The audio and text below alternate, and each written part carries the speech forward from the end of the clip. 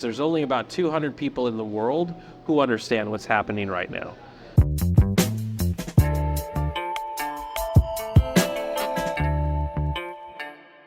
Sitting here with Brian Solis. How are you? It's good to see you after all these years.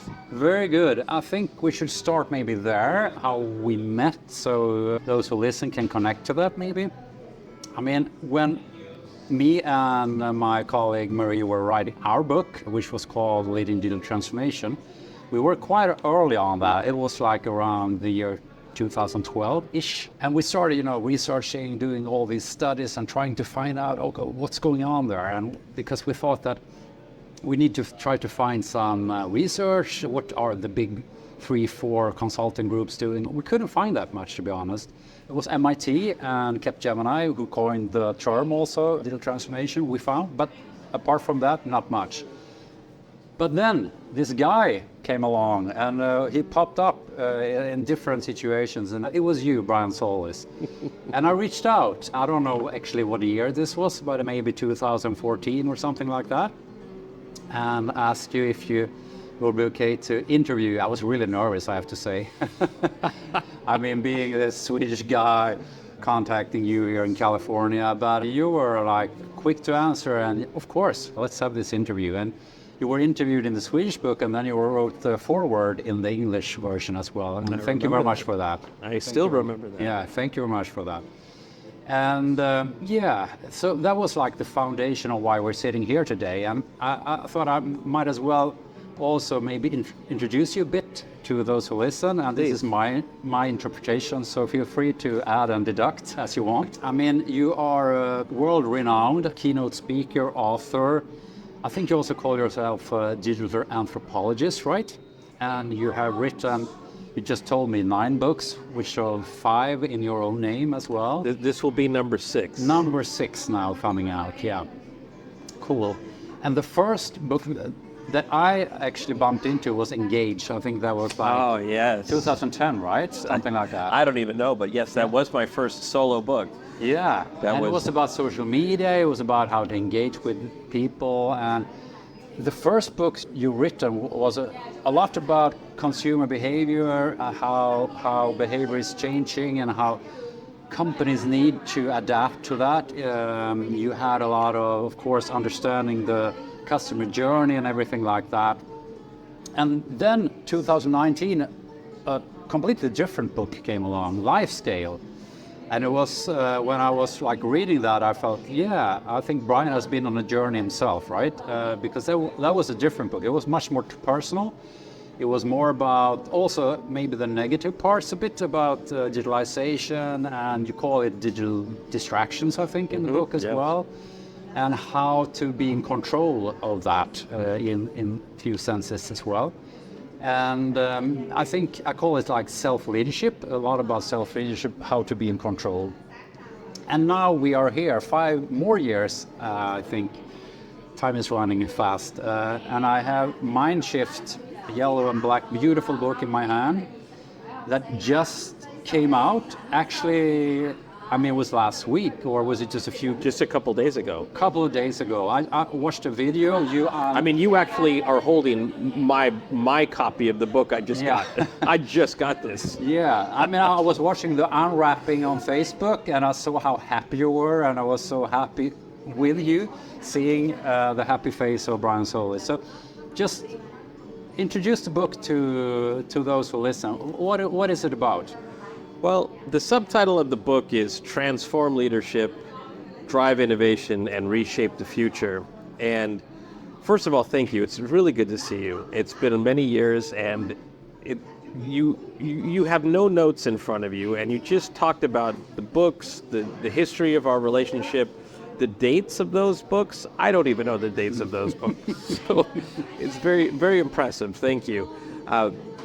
This is my first book since 2019. 2019 was a more personal journey, if you will, of taking back control of my life and helping others take back control of their life in their relationship with digital.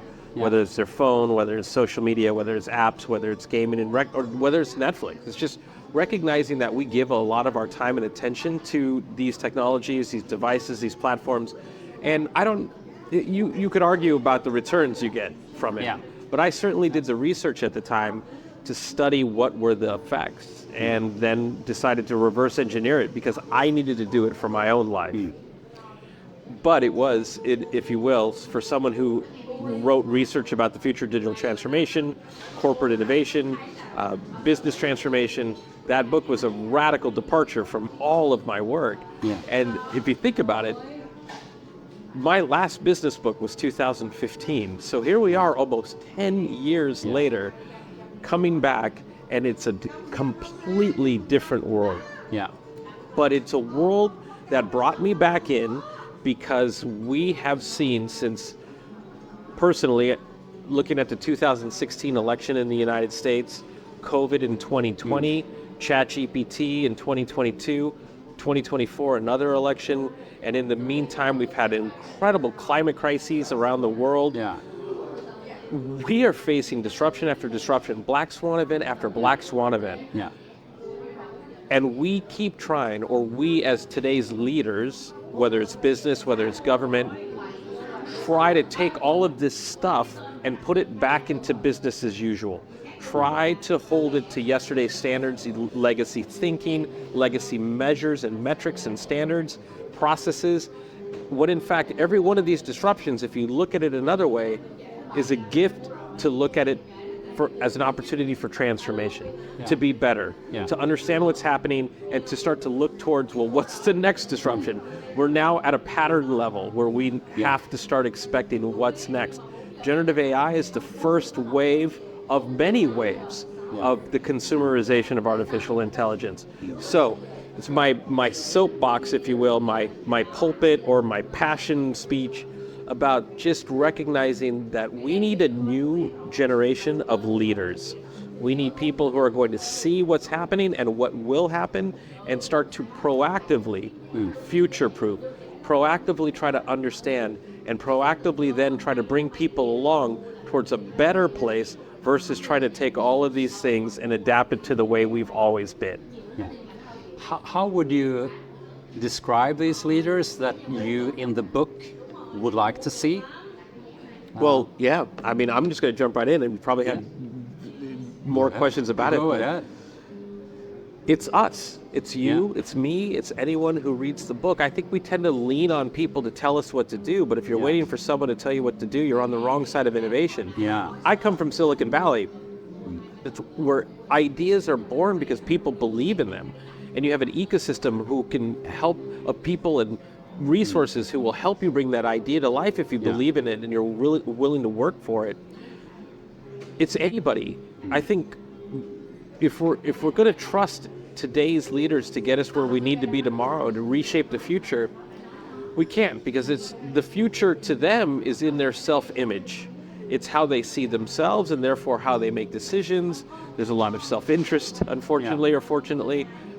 But if you believe in a community-based approach, if you believe in a democratic approach, if you believe in people other than just yourself, and you take the time to understand what's happening in the world and look out a year, look out 3 years, look out 5 years. The book teaches you how to do that and then how to make sense of those things.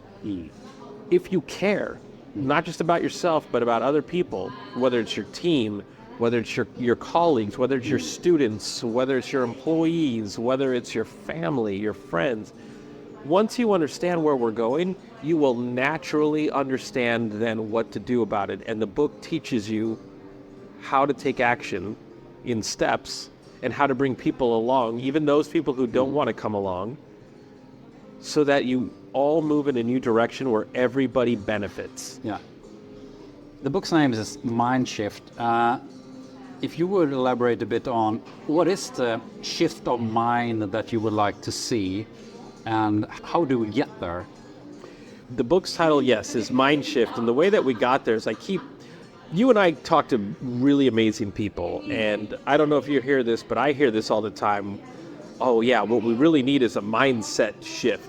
Or if you look at Carol Dweck's book around growth mindset, it really comes into how you interpret a situation. So a mindset is incredibly important. Mindshift was a simplification of mindset shift, obviously, but it was the reflection of recognizing what is the point zero of which you decide to do something about the future. Today, many leaders react to something that happened, and therefore they rise to the occasion. They're the hero for the moment or not. But what if you could see that moment before it happens? Yeah. And to do that, that means that you need a more open mind. And so the mind shift is recognizing that you're actually not in that place today, even though you might think you are. And it's just because we're human beings. Yeah. We all have cognitive biases. We all see things. There's a famous quote by Anais Nin that says, we don't see the world as it is, we see the world as we are. Yeah. But when you see the world as it is, that's because you have an open mind. And so the book is a journey of how to recognize, how to get that open mind first, and then once you open your mind, the rest of the book is what to do now with this open mind. And the most important thing is self-awareness. There's three things. We have a very famous person, military thinker in the United States. His name is Rumsfeld, and he talks about three realms. There's the realm of what you know, and outside that realm is what you know you don't know. Yeah. And that seems to be the comfort zone for many people. Yeah. But the outer realm is what you don't know you don't know.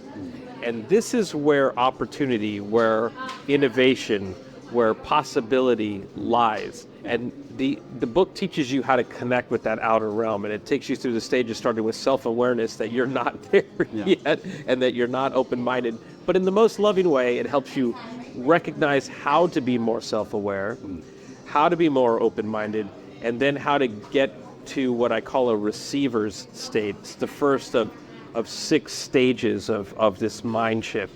And the receiver's state is then being able to see the trends as opportunities versus things that we might ignore, or things that we might belittle, or things that we might be pessimistic about. I'll lastly say here, and because I could talk all afternoon, is that the pessimists and the skeptics don't create the future, and if they do get their hands on the future, it'll be a bleak one.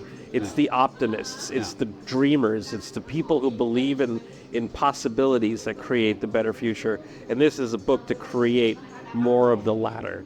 Yeah. And in the book, do you have tools that you as a reader of the book can use to actually go in the way of becoming more mind shifted, so to speak?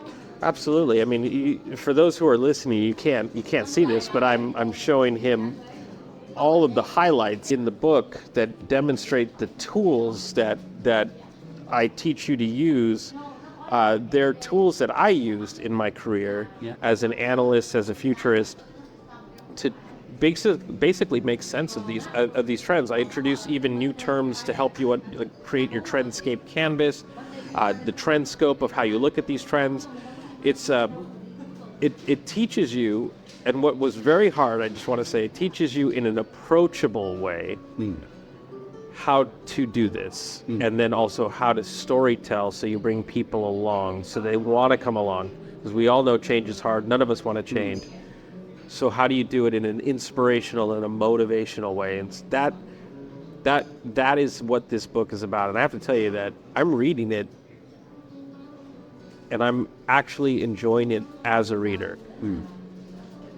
I took some time away from writing the book. You didn't even ask me this question, but I'm going to keep talking. Sorry. Go ahead. I took a break to read Rick Rubin's The Creative Act. Yeah. And I'm glad I did, because it taught me how to write for everyone. For anyone who's followed my work, you probably know sometimes I could be a bit abstract. I could be a bit maybe complicated in sharing these ideas. And that's just the Silicon Valley in me, just talking to geeks all the time. But Rick Rubin inspired me to just make a complex subject much more approachable, of which was something I had been learning going back to life scale. The reason I say that is because it was an intentional decision to make this book for anyone, even if you're not a leader, to help inspire a leader, whether it's tomorrow, whether it's 3 years from now, to give you the tools you need that other people aren't using. And we should maybe say also that Rick Rubin is the music producer, right? A very creative person. He's one of the founders of Def Jam Records. He's Beastie Boys, you Red Hot Chili Pepper. He's worked with everybody, and some of the best music in the world. Amazing person. Yeah, I mean, you meet a lot of business leaders, right, in your role as head of global innovation. A lot of business leaders, and you're talking about this mind shift. And when you see these leaders, what is it that you see that they have to rethink, or what mistakes are they doing? Well, they're all genuinely leaning in, asking more questions. You remember the years of digital transformation. I think you and I were joking earlier this afternoon about how there was very little transformation in digital transformation, but a lot of digitization. And the same is happening with AI. You have automation of that digitization. So it's just this progressive, linear, iterative progress. And there's nothing wrong with that, but generative AI and AI as a whole, as it evolves, is going to require that transformation to finally happen, because it needs it in order to thrive. It's not just about automation, it's about augmentation. Yeah. How do I empower people to be better, smarter, faster, not just more efficient, but stronger, more intelligent, more creative and imaginative with these tools? And so essentially what you have is now the ability to augment the workforce, to augment the enterprise. And that type of thinking isn't commonplace in traditional organizations, right? There's nothing wrong with that. It's just a new skill set. And this is why I believe AI is probably among the most disruptive of the technology revolutions we've seen.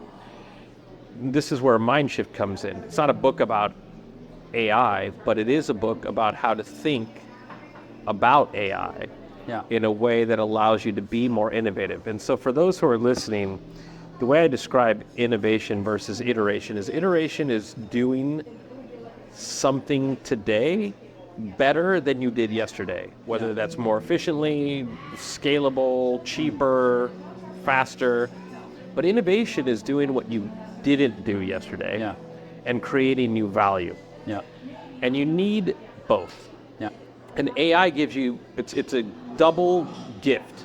The ability to do yesterday better and the ability to do what you couldn't do yesterday to create new value. And so it requires this parallel mindset now of how you think about it. So it's a long way to answer your question, because I just wanted to set the stage. I'm not hearing the latter. I'm not hearing people ask about, what do I not know that I don't know? Tell me about what I'm not thinking about. What am I not asking you, Brian? So I don't hear those things. No. So therefore, I answer their questions, and then I also introduce, in the most humble way possible, new questions for them to consider. And once you introduce these new questions, and there's an art to do this, because this is what the book talks about, because you don't want to insult anybody. They can't unsee it. They can't unhear it. It becomes a bug in their ear. It starts to then consume their thinking. Like that guy Brian, he told me about these questions we're not asking, and then he showed me examples of what happens when you start answering these questions. What are we doing about that? And so what it does is it allows for the linear line of iteration and the exponential line of now innovation. You talked before and now again about Donald Rumsfeld and the unknowns. How do we get to a place where we actually know what we don't know? It's part of the Mindshift journey. So there's a graphic somewhere in this book. For those who are listening, I'm thumbing through the book. I brought my version of which I'm actually actively reading. There is a graphic I introduce where it shows you the 6 stages of this journey. So what I'm showing is this 6 stages of receive, perceive, weave, conceive, believe, and achieve. And I have a beautiful infographic of it as well on the opposing page, but you can't even ask different questions if you don't get to the first stage of receive. So this is page 122 and 123. The first 0 to 122 pages are helping you answer the question you just asked. Yeah. Is how do you get a place to appreciate you don't know what you don't know, Yeah. and then even be motivated or curious to start to explore the realm of uncertainty. Yeah. Because once you start to explore that realm, and you do it proactively and optimistically, with what I describe as childlike wonder, you make it a fun exercise versus this have to do thing, and then it's like, can't you find every reason why anything that you explore in this area is not even meaningful, because you got another list of to-dos that are pressing, or measures or stakeholders or shareholders that you have to address. But once you start to explore this realm, the gift you give yourself is the mind shift. That's where it actually happens. Yes. And you're able to say, wow, I'm actually starting to find clarity in the unknown. And once I do that, I actually have ideas of what to do next. And so you reset now what's possible, or what we in tech say the art of the possible. That is magical. And once that happens, that's now where these pages start to come to life. Yeah. I have another question, and it kind of goes back to where you started from. I mean, we live in this world, fast-paced. The change is accelerating. We have all of this. I mean, we have conflicts around the world. We have the AI race is on. We have the climate change.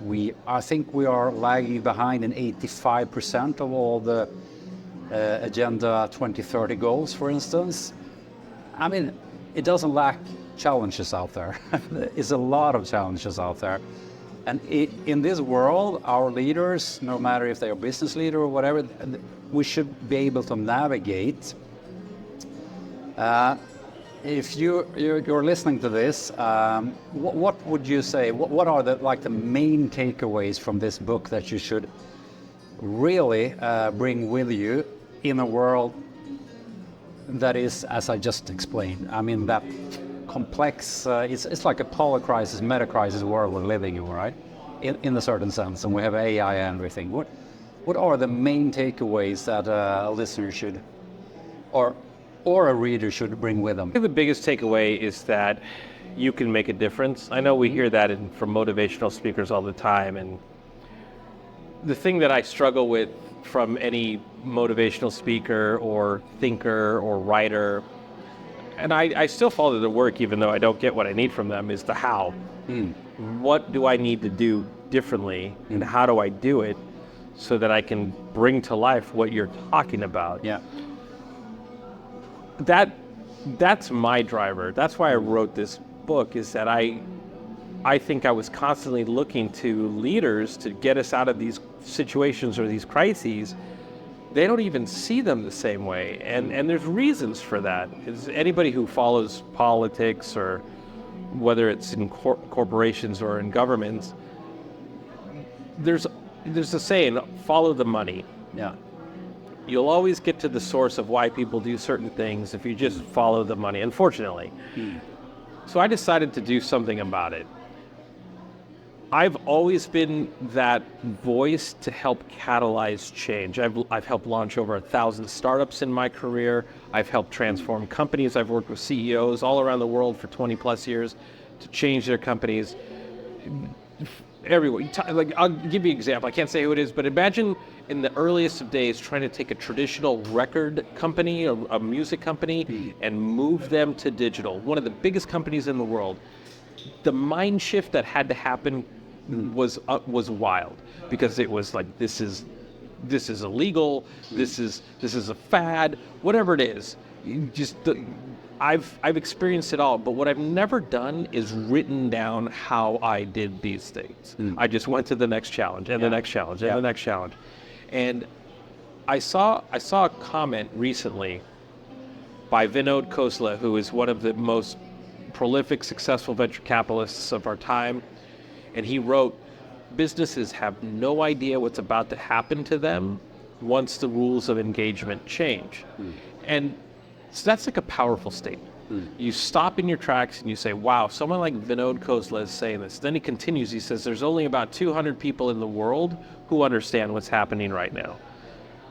8 billion people, 200 people in the world, that's it? That's a fraction of a fraction of a fraction of a percent.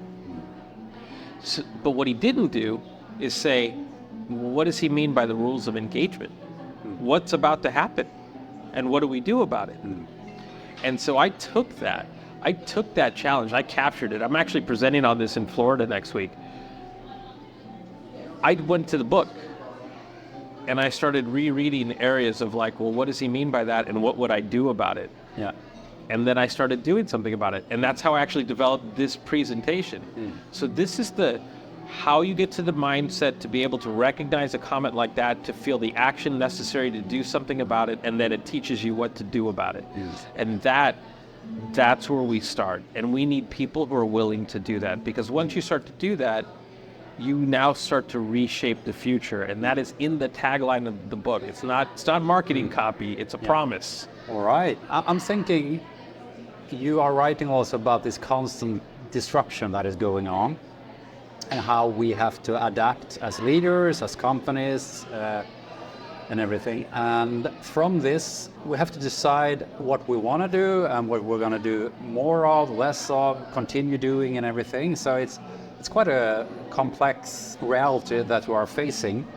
The book gives us tools. The book explains why we are where we are and what we should do about it. If you should help the listeners bring up, are there any topics that you see that we should cover that we haven't covered so far? I'll leave you with this. We in tech use the term disruption like a buzzword, but it actually has very real meaning. Yeah. When I wrote, I think we met actually around this time when I was writing the book X, The Experience When Business Meets Design. Experience is one of the most important words in business, and you see it in customer experience, employee experience, but we never really actually stopped to think about what the word experience means. And when I was writing that book, I actually defined it as just sort of an emotional reaction to any given moment, because that's what you'll remember. It'll either suck, it'll be wonderful, and you'll remember one of those two things. Anything in between that spectrum, you'll forget. Yeah.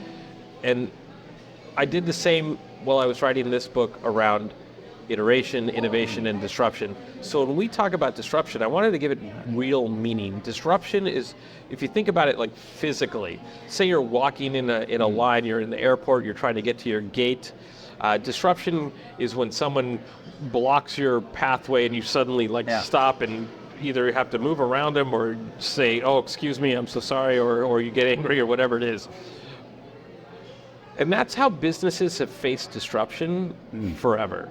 They've been able to then just get back onto their path. Think about the internet, Amazon in 1994. Think about the iPhone in 2007. Think about Uber, Airbnb. Think about iTunes, Spotify. They've just been able to get back. But AI is the first disruption where you bump into that person in the airport and they let you by, but they were faking you out because they're now ahead of you again, and they're going to bump you again, and they're going to bump you again. And there's going to be a minute here in the next 3 to 5 years where you can now not get past that person, and you're going to freak out. And so the whole point is that disruption, its truest definition, isn't just about interrupting your path. It's about blocking your path. And the way that I define disruption is that when you start to do the things that make the old things obsolete. Yeah. And that, once you get that, once you swallow that, you're one of the 200 people. That is what's happening right now. And that's what this book teaches you to do. So think about that definition and know that That's right now. You're about to be blocked, and you're not going to get to your gate. Wow. So AI is going to be there again and again and again, and it's going to reinvent itself, and you will have to adapt to AI and get it to be like a part of your own DNA to actually be able to thrive in an AI world as well. Lastly, I'm thinking about wrapping up here. What if you're gonna say one takeaway as a reader, what would that be? Why should you read this book? I was thinking about that recently. I put one of these in your copy that I brought for you. Thank you very much. Thanks. I was sitting. This will sound funny. I was sitting at a bar in Silicon Valley about a week ago, and I ordered these bookmarks because this will be funny. I'll show you. I was using hotel stationery as a bookmark. And I wrote this down as I was designing the bookmark. I put it on the bookmark itself. It said, the answers become apparent when you open your mind, ask different questions, and imagine new outcomes. This is where a better future begins, and it starts with you. Yeah. I wrote that down because I realized that we kind of find ourselves just always waiting for someone to fix it or to get it right. You know, we try to vote for the person we feel is going to represent our best interests, or we try to work for the company that we feel like we can make the greatest impact or will be appreciated, and it doesn't always work out. Yeah.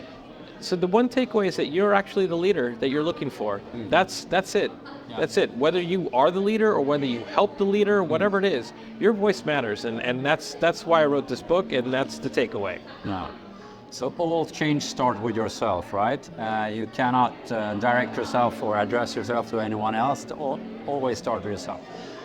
I always appreciate also when you're out traveling, having your keynotes, you sometimes write, it could be on a napkin or whatever, a few words like that's a philosopher in you, I think, that writes a few words of wisdom that we can take with us. So these were a few words of wisdom that you just ended up with. So thank you very much. If you listen to this and if you think that, I have to grab one of these books, and I think you have to, you could do that in all the ways you can buy a book in Sweden. You could go to Adlibris, Amazon, of course. You could go to Bokus. I checked. Mindshift is on all these sites. So grab a book, and Brian, thank you so much for the interview. Thank you. Good luck. And thank you everyone for listening. We're coming to you from Dana Point, California on a beautiful afternoon. Sun is shining over the ocean on a beautiful blue day, and that's the way I'd like to think about the future, our days like this. And it's your job and mine to help make these type of days there for you and for everyone. So thank you very much.